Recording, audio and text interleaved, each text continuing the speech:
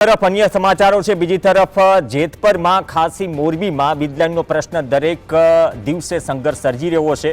આજે પણ ગઈકાલે એસડીએમએ બાહેંધરી આપી એસડીએમએ સ્વીકાર્યું કે ખોટું થયું છે તો બીજા દિવસે ખેતરમાંથી ટીંગાટોળી શરૂ થઈ। આ બે દ્રશ્યો દર્શાવે છે કે આ મુદ્દો સરકાર અને સ્થાનિક મંત્રીઓ નેતાઓ માટે ગળાનું હાડકું બની ગયું છે, કેમ કે જમીન પર કોઈ આવતું નથી।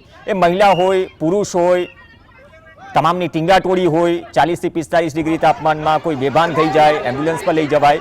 એક તરફ મહિલા ખેડૂતોની અટકાયત છે, બીજી તરફ જેતપુરમાં હાઈવે પર ચક્કાજામ કર્યો। આ દ્રશ્યો હમણાં જ સોશિયલ મીડિયામાં ચાલી રહ્યા છે।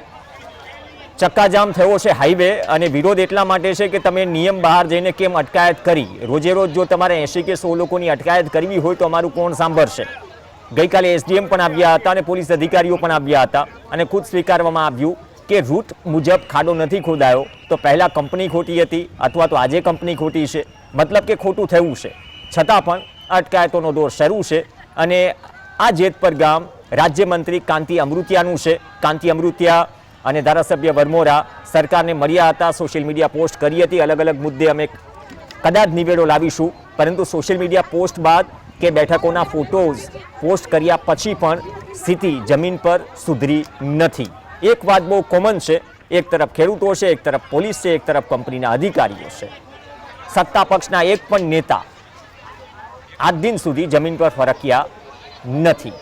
આ દ્રશ્યો એ ટીવી પરથી જ જોઈ રહ્યા છે કે તેમના વિસ્તારમાં કેટલી ગતિશીલતાથી નિયમના ધજાગરા ઉડાડીને કામ થઈ રહ્યું છે।